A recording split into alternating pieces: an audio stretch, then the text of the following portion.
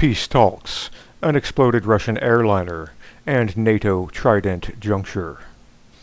Peter Koenig, informationclearinghouse.info, November 3, 2015.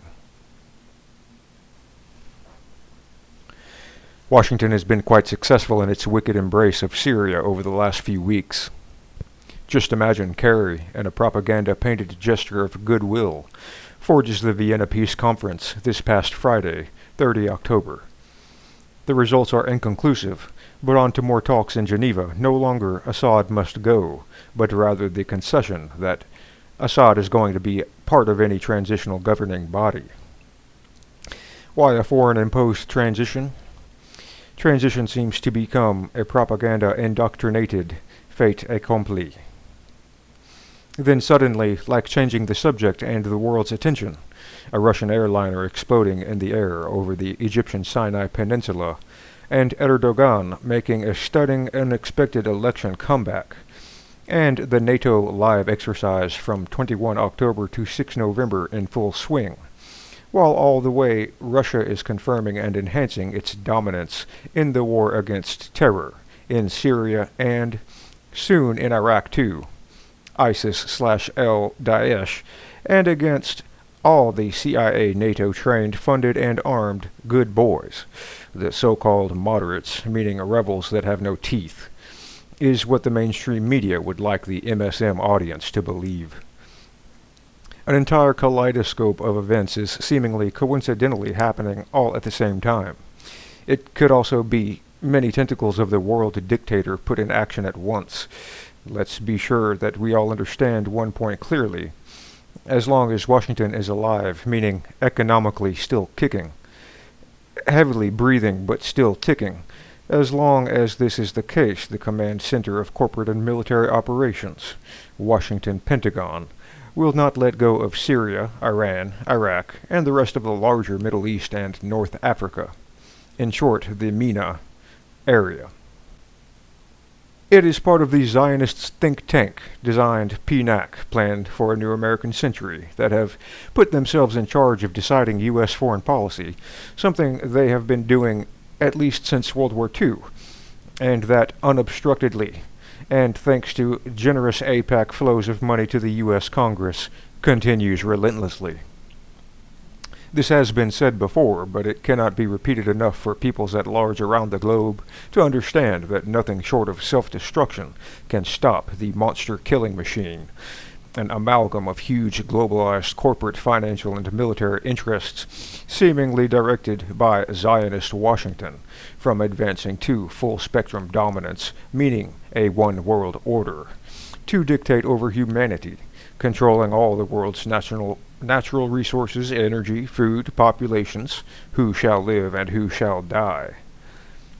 That's the objective we are confronted with. No killing, no atrocity will be too much. It is estimated that U.S.-led and instigated wars and conflicts around the globe have killed 35 to 40 million people since World War II, 10 to 12 million alone since 9/11. See also Oliver Stone's excellent documentary, The Untold History of the United States. Back to the future and Syria. Kerry managed, against all odds, to pull off a new round of Syria peace talks in Vienna on 30 October, allegedly to stop the bloodshed of the Civil War. So the story goes. Participating in this international charade were the US, UK, Russia, China, Iran, Turkey, Egypt, Iraq, UAE, Qatar, Oman, Saudi Arabia, Lebanon, Jordan, the European Union, France, Italy, Germany, and the United Nations. Iran was invited by Russia against the objectives of Washington. Amazingly, though, the country whose future was supposedly discussed, Syria, was absent. Not invited. How can that be? How can an international conference discuss the fate of a country which is not even invited to participate? A slap in the face of democracy, of human rights, of any sovereign nation, a slap in the face of any common sense. That only shows our world order has lost all senses of common sense. The UN was asked to preside over the event, so it will appear legitimate. Of course, we know the UN voice is a no voice, it's just parroting big dictators' orders. These illustrious ministers and other dignitaries just agreed to disagree. They thought it was the UN's job to bring the current legitimate government and its opposition to the same table, starting an inclusive and credible process, leading to a new constitution, new elections, and a transition government, but disagreed about Bashar Assad's future. As Vladimir Putin repeatedly pointed out, the future of Syria, and of any other nation around the globe for that matter, is to be decided solely by the people of the country concerned, in this case, Syria. The idea was to continue with Geneva Peace Talks 3, already this coming Friday, but the opposition found some objections which puts the next peace meeting in Geneva on hold.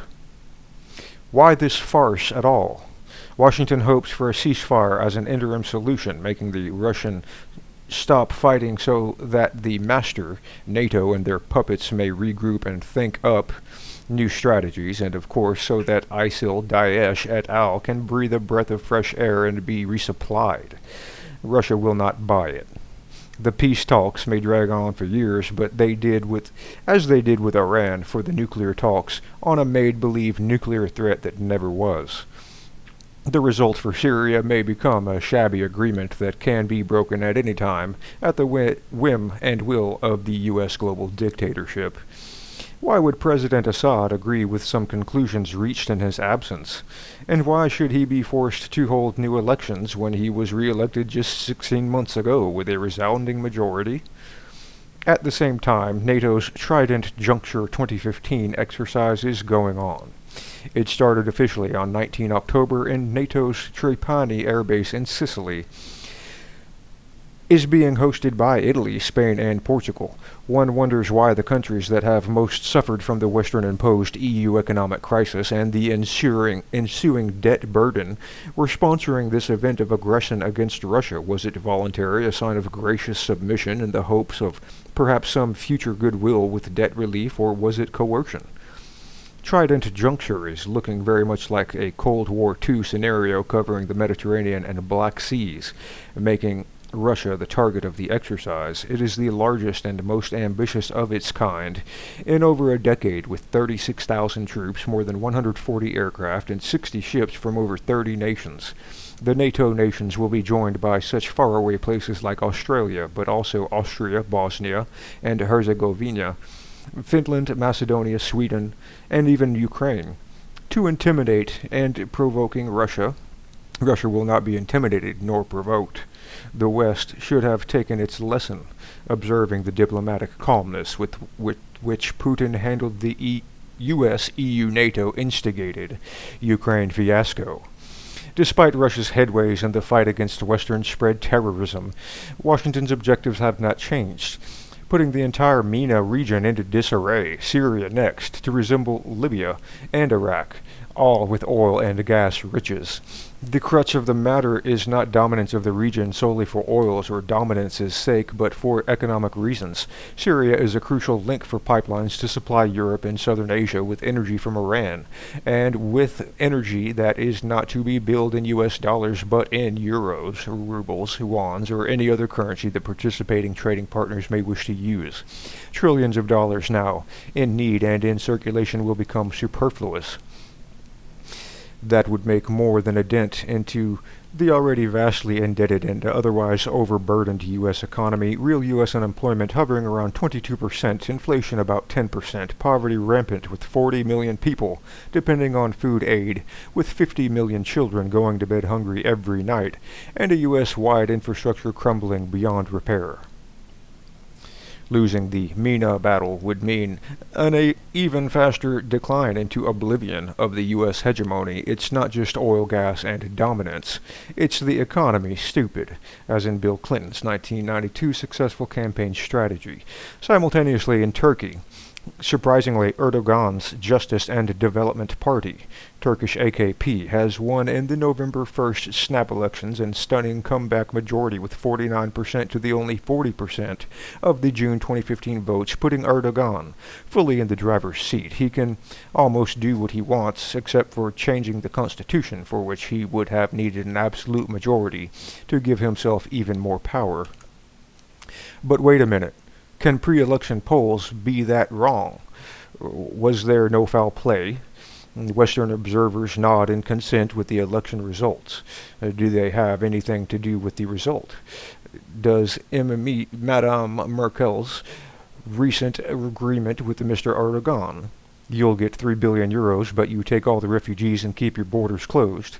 We may then reconsider a place for you in the EU, have anything to do with the election victory, or the fact that Erdogan supports the U.S. position on Assad must go, and co-sponsors the ISIS-Daesh mercenary terrorists against the legitimate Syrian government, providing them with supply lines and money.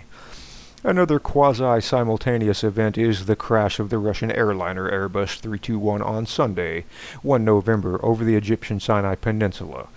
Flight KGL 9268 took off from Sharm el-Sheikh in direction of St. Petersburg with 224 people on board, all Russians, most of them allegedly tourists, early Sunday morning, reaching in an amazing 23 minutes a cruising altitude of 9,500 meters. That's when the plane disappears from radar, apparently disintegrated in midair, spreading its wreckage over a 15 square kilometer area. Experts are wondering what could be the reason for a mid-air explosion, a hit from outside or one from inside, a missile or bomb. ISIS was quick in claiming credit for the blast. According to the British Guardian translation, their statement reads, "Downing of Russian airplane, killing of more than 220 Russian crusaders on board, soldiers of the Caliphate, were able to bring down a Russian plane above Sinai province with at least 220 Russian crusaders aboard. They were all killed. Praise be to God. O Russians, you and your allies, take note that you are not safe in Muslims' lands or their skies." The tragic event smells of false flag all over. Why would ISIS anger Russia even more? To show the world who is the master? Wouldn't Israel and Washington have a wider interest in punishing and intimidating Russia into submission and leaving the battlefield, at least during the time of a possible ceasefire, so that the terrorists could be resupplied and the Zionist Washington think tanks, SIC, can brew up the new strategies on how to destroy Syria and sow havoc? Mossad and CIA have always been excellent collaborators.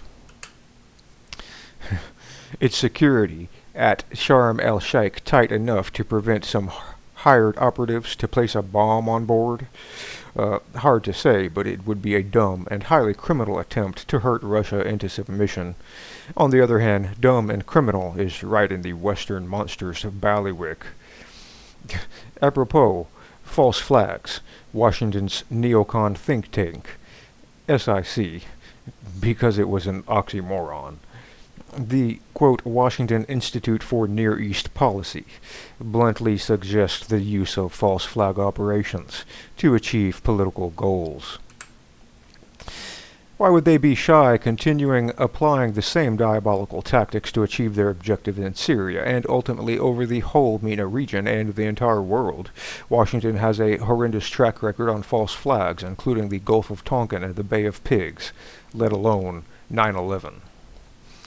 Not to despair, Russia will not give up, let alone surrender. There is much at stake for Russia too. Beyond supporting sovereignty elected Bashar Assad, the Syrian port of Latakia is a main Mediterranean home port of the Russian Navy. It would be lost if Syria were to go the way of Libya and Iraq. That may not happen. Russia's leader is a first-class statesman, diplomat, and an excellent chess player.